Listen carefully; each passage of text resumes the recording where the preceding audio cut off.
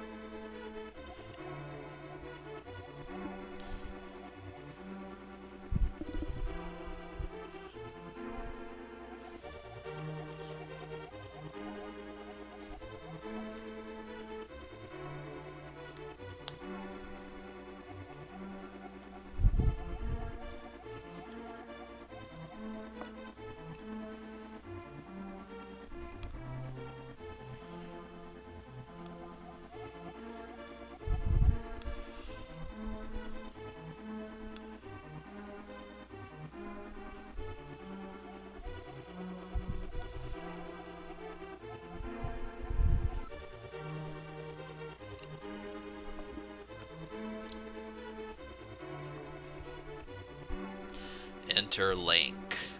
Now, really, there's going to be some stuff in this game that I think should leave an impact on you if you've yet to really fuck with this series. It's pretty hypnotizing.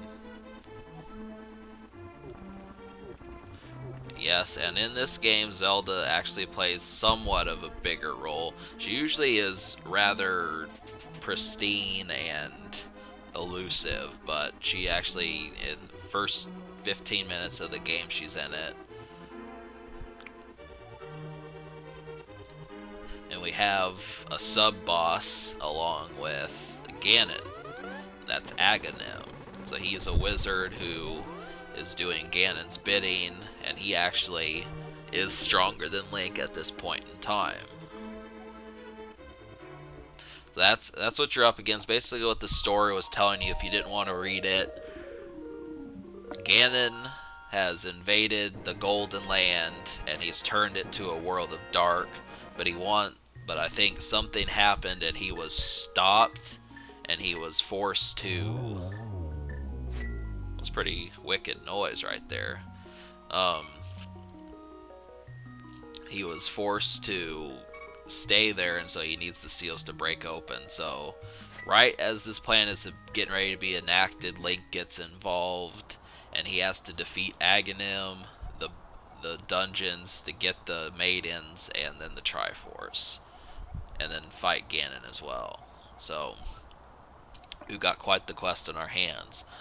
We do have helping hands that will aid us, but one of them is not Link's uncle. So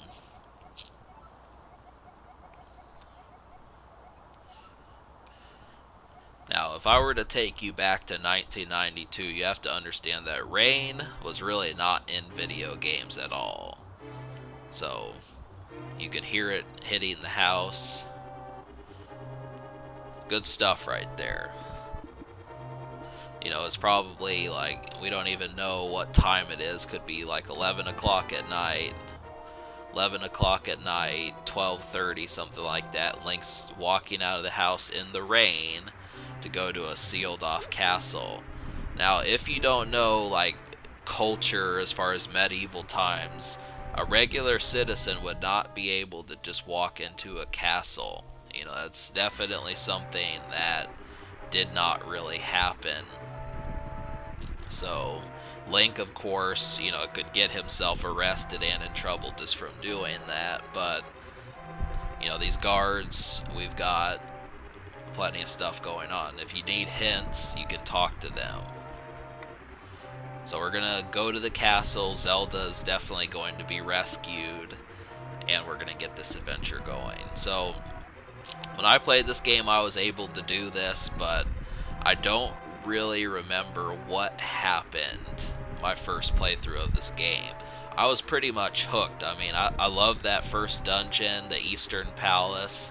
I went there and I had to figure out the puzzles and everything, and I said, yes, this is pretty dope. This is like better than Mario. I was like 11 or 12 years old when I first played this game, so this is like early 2001, late 2000, something like that.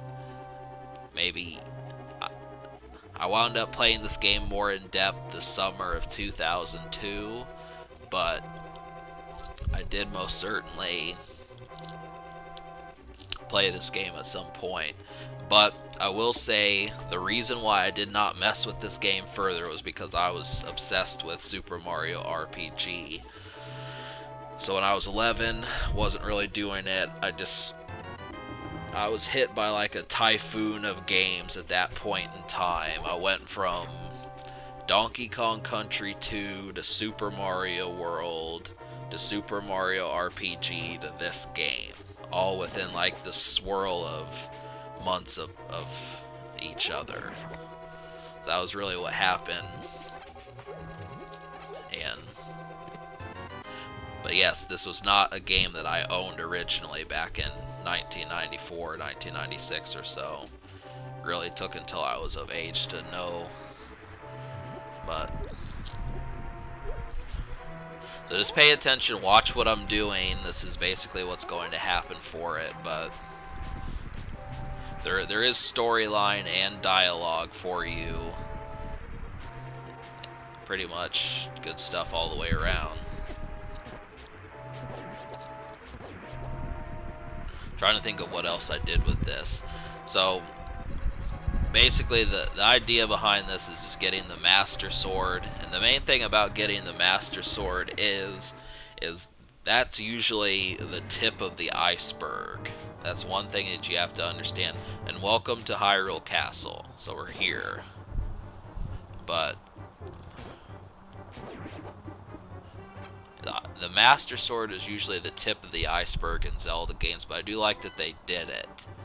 You know, this is an extra added division to Zelda that says, alright, get ready. This video is basically over, but I've got more of this recorded.